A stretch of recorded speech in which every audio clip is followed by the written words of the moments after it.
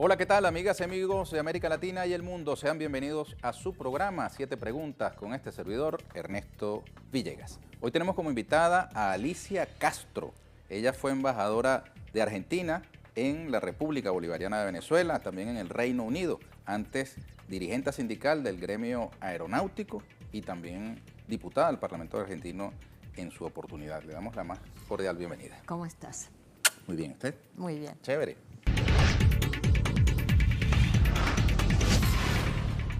Bien, comenzamos nuestra entrevista con Alicia Castro, fue embajadora de Argentina acá en la República Bolivariana de Venezuela, donde se encuentran nuestros estudios centrales, y también en el Reino Unido.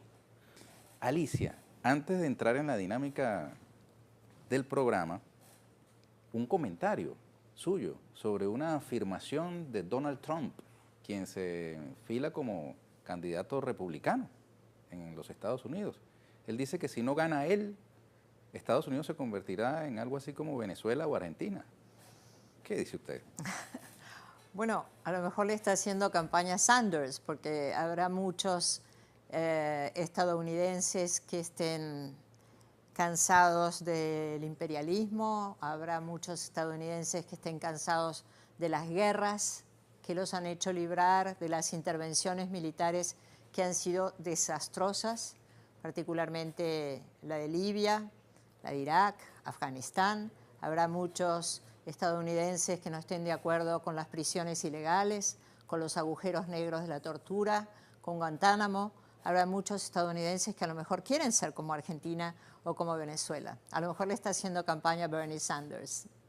¿Y qué le parece que nuestros países, el suyo, el mío, sean tomados como un ejemplo negativo por un hombre como Donald Trump?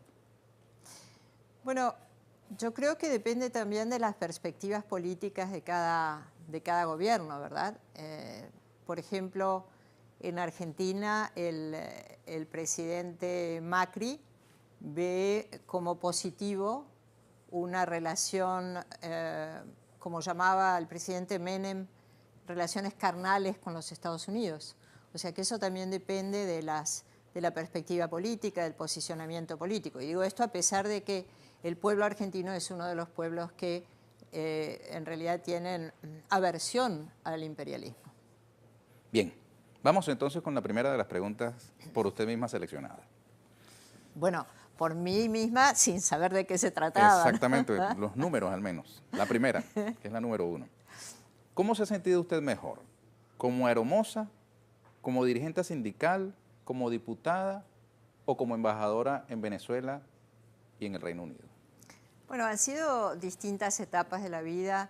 Yo me inicié en la vida sindical, yo era tripulante de cabina y me inicié en la vida sindical justamente por una cuestión de discriminación de la mujer.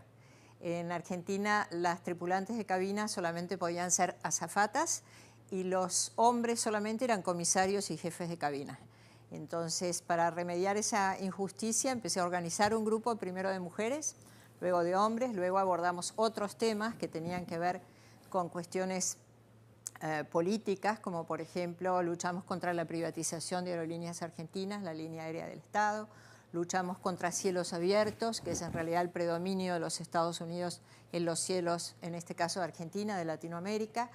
Y después de varios años de delegada, como delegada, mis compañeros me eligieron como secretaria general, fui la primera mujer secretaria general de ese sindicato y una de las 2 mujeres secretarias generales que había a nivel nacional en la Argentina. Esto fue un crecimiento enorme, además creo que pocos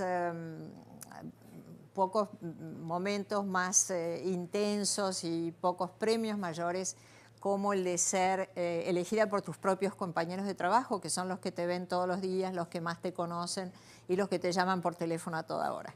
Así que pasé 12 años como secretaria general de mi sindicato, fui reelecta 3 veces y la inclusión de temas políticos cada vez más densos que tenían que ver con la defensa de la política aerocomercial, con la defensa de la línea aérea de bandera como una herramienta de desarrollo estratégico, como una herramienta geopolítica, me llevó al Congreso, fui diputada 8 años. El primer periodo convivía con mi trabajo como dirigente sindical Y esto tuvo mucho que ver con el salvataje de Aerolíneas Argentinas cuando después de la primera etapa de privatización estaba a punto de ser liquidada. Pudimos trasladar esa lucha de la calle, del sindicato, de la movilización, la trasladamos al Congreso Nacional porque yo estaba en la vicepresidencia de la Comisión de Transporte. Así que fueron experiencias muy ricas de crecimiento y luego también en los últimos años como diputada fui parte de la Comisión Parlamentaria Conjunta de Mercosur y eso me llevó a dedicarme y a enfocar en temas regionales y en temas que nos daban, digamos, una perfecta comprensión de la necesidad de la unidad regional, de la unidad latinoamericana. Y entonces creo que esto es lo que habrá decidido seguramente al presidente Kirchner a nombrarme embajadora en la República Bolivariana de Venezuela, donde estuve desde el año 2006 hasta el año 2011, así que esta también es mi patria. Y luego la presidenta Cristina me designó como embajadora en el Reino Unido, que también es un gran desafío político, no solo porque hacía 4 años que no teníamos embajador, sino también porque tenemos la controversia de la soberanía de las Islas Malvinas. Siguiente pregunta para Alicia Castro. La presidenta Dilma Rousseff, de Brasil, ha denunciado un golpe parlamentario en marcha. Los próximos días son decisivos al respecto. ¿Cómo cree usted que afectará la consumación de ese golpe a los países del Mercosur, UNASUR y CELAC? Bueno, fíjate que yo indudablemente creo y comparto con la presidenta Rousseff que se trata de un golpe. La presidenta ha sido elegida hace 1 año y medio por 54 millones de brasileños y una Cámara de Diputados, una mayoría circunstancial de 513 diputados, de los cuales 299 tienen querellas judiciales y creo que 70 y pico, 80 tienen condenas. Esa Cámara de Diputados ha ha iniciado un proceso de enjuiciamiento a la presidenta Rousseff contra la voluntad popular que se expresó hace 1 año y medio. El presidente de la Cámara de Diputados, que es el gran instigador de este proceso de impeachment o de enjuiciamiento, no está condenado todavía porque lo protegen sus fueros, pero se ha descubierto que tiene $5 millones escondidos en bancos suizos que son provenientes de coimas o sobornos en el caso de Petrobras. De modo que es un Congreso que tiene una muy escasa legitimidad, pero aunque la tuviera, la presidenta no está incursa en los supuestos que podrían habilitar un impeachment como un crimen de responsabilidad, que es una figura prevista en la Constitución de Brasil, y no está involucrada en ningún caso de corrupción. De modo que esto se inscribe en lo que se puede llamar como un golpe blando, como hubo en Honduras para sacar a Zelaya, como hubo en Paraguay, que terminó con el gobierno de Lugo. Y en el caso de Brasil se ha forjado esta conspiración parlamentaria, también con una conspiración judicial, y fuertemente apoyada en los medios de comunicación que han creado una matriz de opinión negativa hacia la presidenta, con el objetivo, creo, de impedir justamente que el presidente Lula pueda presentarse de nuevo como candidato. Y indudablemente va a impactar negativamente a toda América Latina, porque es un modelo a imitar, es un modelo a seguir, y por eso creo que todos nosotros tenemos que estar involucrados en la defensa de la democracia. Y la democracia, mi querido Ernesto, no es ni más ni menos que el cumplimiento y la obediencia a la voluntad popular. Y esto es lo que está faltando hoy en Brasil, lo que resulta dramático. En su país, Argentina, la voluntad popular sacó al kirchnerismo del poder y puso a Mauricio Macri. ¿Cómo le ha ido a los argentinos con esa voluntad popular así expresada? Bueno, justamente para vincularlo con la República Bolivariana de Venezuela, cuando venía hacia acá, estuve revisando la reacción que hubo en Venezuela cuando ganó Mauricio Macri, un gobierno de derecha, y tomé nota de que la MUD, la Mesa de Unidad Democrática, declaró en un comunicado: el logro de Macri se emparenta con la victoria inminente del pueblo venezolano. Y quiero decir con toda franqueza al pueblo venezolano, a través tuyo, y esto no son opiniones, son hechos, que ojalá no se emparente, porque Macri en apenas 5 meses de gobierno ha hecho un cambio de sentido inverso al que proponía. Él tenía una propaganda de la revolución de la alegría, y quiero decir que hay muy pocas personas contentas en la República Argentina. Han echado 130.000 empleados del Estado, han aumentado las tarifas de la luz y del gas el 500%, lo cual creo que no debe tener antecedente en ninguna parte del mundo. Hay una inflación galopante porque hizo una devaluación del 50%, de un día hacia el otro una devaluación del 50%, lo que ha causado, por supuesto, un aumento increíble de los precios, un aumento del orden del 100, del 200% de los alimentos, más el 500% de las tarifas, que por supuesto impacta negativamente en la industria, en la producción industrial. Un país que estaba desendeudado lo está endeudando nuevamente, está contrayendo deuda pública, con el remanido argumento que ya vivimos en los 90 de que esto significa volver al mundo. Y en realidad en los 90, cuando el presidente Menem hizo un programa muy parecido, un programa de enorme transferencia de los sectores más concentrados en la economía a favor de los sectores financieros, en contra de los sistemas de producción y trabajo, etcétera, una economía liberalizada, apertura, volver al mundo también, decía Menem, terminó con la crisis económica y política más grande de la historia argentina en el año 2001. De modo que el que proponía la democracia de medios y se quejaban de que Cristina hablaba mucho por cadena nacional, ahora ha modificado la ley de medios en forma tal que los medios se han vuelto a concentrar y a monopolizar, con lo cual hay poca discusión, hay poco debate, hay poca opinión.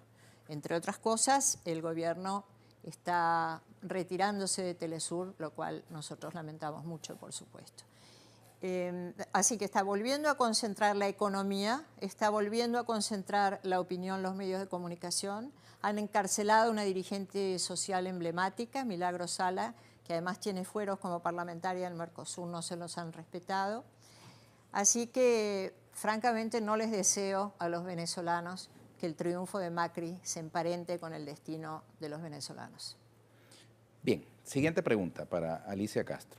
¿Qué opina sobre la manifiesta intención del secretario general de la OEA de activar la Carta Democrática Interamericana precisamente contra Venezuela? La Carta Democrática, esto también fue un deseo del presidente, expresado en la campaña del presidente Macri, de denunciar la cláusula democrática de Mercosur para expulsar o para castigar o para alejar o para suspender a Venezuela. En realidad es una injerencia que no tiene ningún sentido, ningún valor, y es un instrumento que se usa primero, un instrumento de consulta entre los miembros, y luego podría, por ejemplo, suspenderse a uno de los Estados miembros, como hizo el Mercosur con Paraguay, cuando hubo justamente el golpe que terminó con el gobierno de Lugo. Paraguay estuvo suspendido durante un año.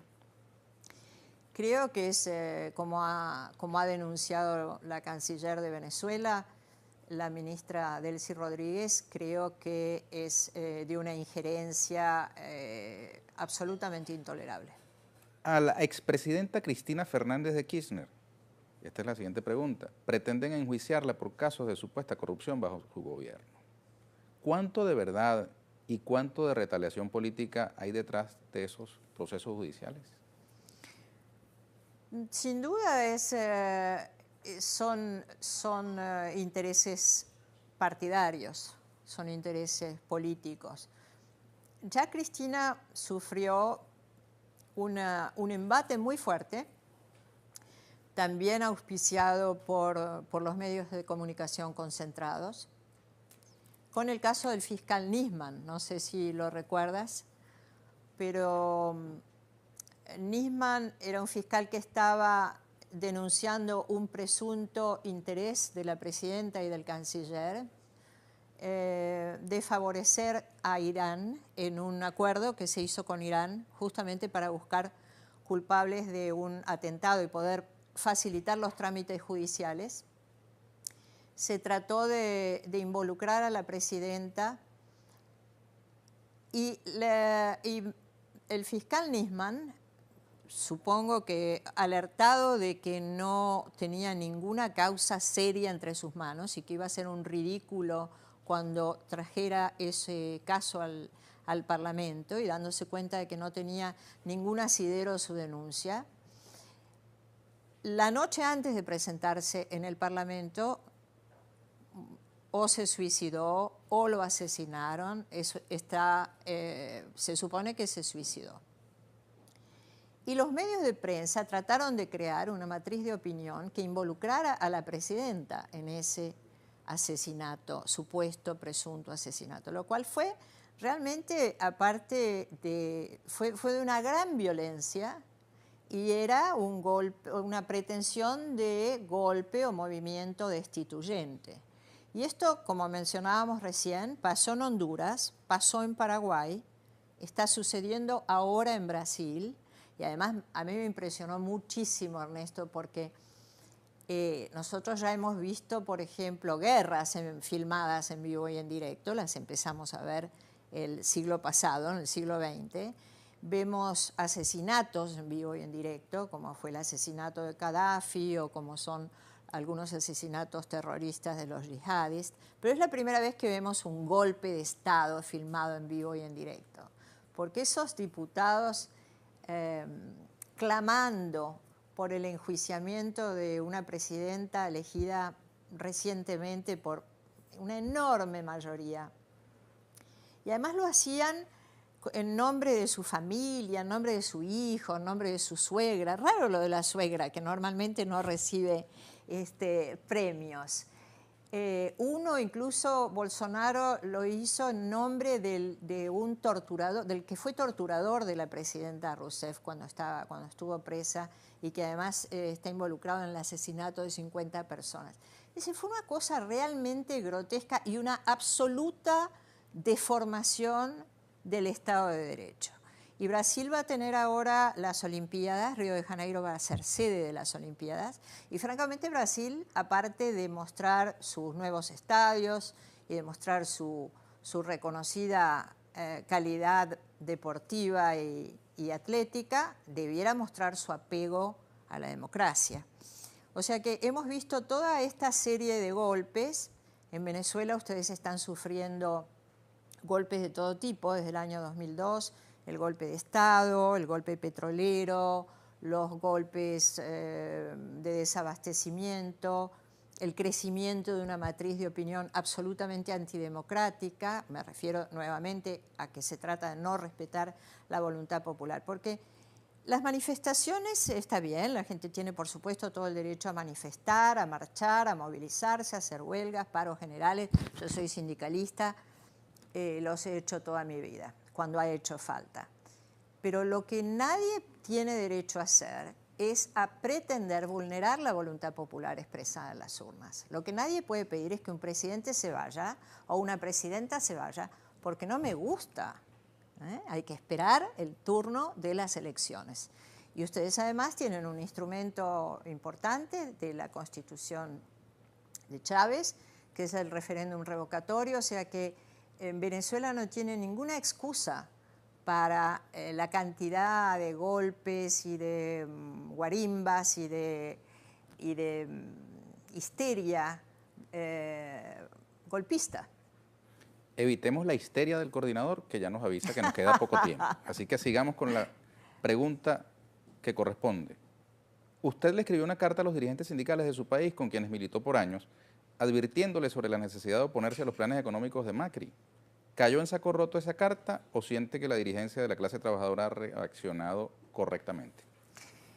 La dirigencia de la clase trabajadora, lo que yo les decía justamente, es que en el año, en los años de Menem, en los 90, tenían la excusa de que no se daban cuenta de que el derrame que proponía el gobierno nunca iba a suceder, es decir, esto de que había que darle menos impuestos a los ricos, que había que darle menos leyes, menos derechos laborales a los trabajadores, porque eso iba a hacer crecer la economía, que iba a derramar bienestar. No sucedió, tenían la excusa de que se lo creían, y la segunda excusa es que era un gobierno peronista, que normalmente son de corte popular. Ahora no tienen ninguna de esas dos excusas. Ya saben que el derrame es una mentira, ya saben que las medidas de ajuste son desacertadas para la economía, y tampoco el gobierno es peronista. O sea que de modo que podrían realmente tener una... Y además Menem los compró dándoles el manejo del dinero de las obras sociales, cosa que acaba de repetir el presidente Macri. Entonces yo hacía un llamado, una evocación a que en realidad defendieran el derecho de los trabajadores. Y acaban de hacer una enorme movilización, todas las centrales sindicales, lo que no sucedía desde hace muchos años. Perfecto. Vamos con la sexta pregunta y la séptima en breve, escogida por nuestras usuarias y usuarios a través de la página web de Telesur y las redes sociales. Usted, que viene del Reino Unido, ¿es imaginable que un tipo de izquierda como Jeremy Corbyn, nuevo líder laborista británico, llegue algún día a convertirse en primer ministro? Bueno, eso es una pregunta muy cercana, porque soy amiga de Corbyn desde hace 12 años. Y justamente nos conocimos porque él es muy allegado a los sindicatos, y porque también él ha sido un militante de la campaña a favor de Venezuela, de la campaña de solidaridad con Venezuela y en contra del golpe de Estado del 2002. Y cuando durante todos estos años, durante los 4 años que fui embajadora en el Reino Unido, todas las reuniones que ha habido de latinoamericanos, de latinoamericanistas, Jeremy Corbyn ha estado presente en defensa de los gobiernos populares de la República Bolivariana de Venezuela, de Argentina, de Bolivia, de Ecuador, etc. Es el dirigente político británico que mejor conoce Latinoamérica. Si llegará al poder, bueno, los medios concentrados nuevamente están haciendo todo lo posible para que no llegue al poder Jeremy Corbyn.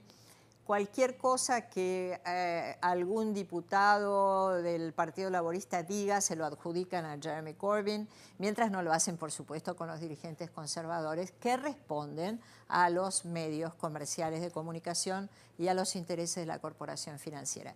Pero él tiene una enorme prédica y una enorme convocatoria, sobre todo entre los más jóvenes. La séptima pregunta es la número 6. Veamos. La salida de Cristina de la Casa Rosada y de Alicia Castro de la Embajada en Reino Unido y su sustitución por 2 caballeros supone una mayor o menor virilidad frente al Reino Unido en la defensa de la soberanía argentina sobre las Malvinas. ¿Virilidad? Virilidad, y me perdona el machismo. Eso es una pregunta bien machista, porque en realidad solemos no asociar coraje con virilidad. Con virilidad, ¿no? Podríamos hablar mucho sobre el tema, pero seguramente... La empresa perdona un momento de machismo. ¿Sabe que en Venezuela, de Rodolfo Santana, es la obra teatral La empresa perdona un momento de locura? Aquí nos perdonan este segundo de machismo. En todo caso, es un juego de palabras para saber.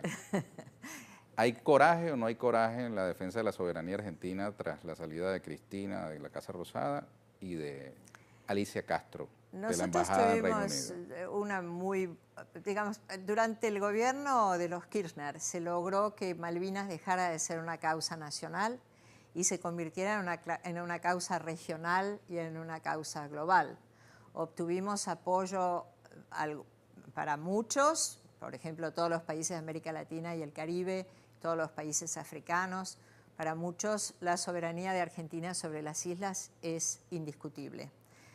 Para todo el resto del mundo, menos para el Reino Unido, es necesario que los dos países dialoguen, como establecen 41 resoluciones de las Naciones Unidas que el Reino Unido no atiende. Ellos exhiben un referendo entre los habitantes de las islas, que es favorable a la soberanía británica.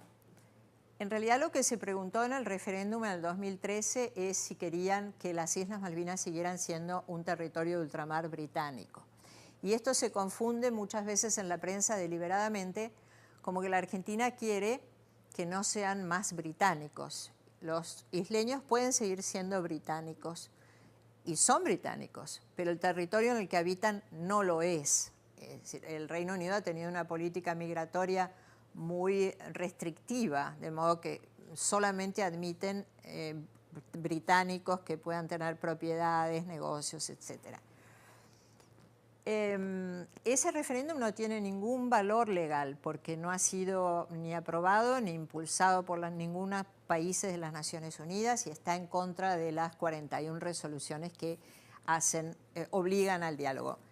Y yo creo que ha habido un gran retroceso recientemente. El presidente Macri se reunió con el primer ministro Cameron y aparte de confundir que se trataba del representante de Inglaterra, porque le dijo estoy muy contento de de iniciar una nueva etapa de relaciones con Inglaterra, parece que se olvidó de que el Reino Unido está compuesto por 4 naciones, se olvidó de Irlanda del Norte, se olvidó de Gales, se olvidó de Escocia.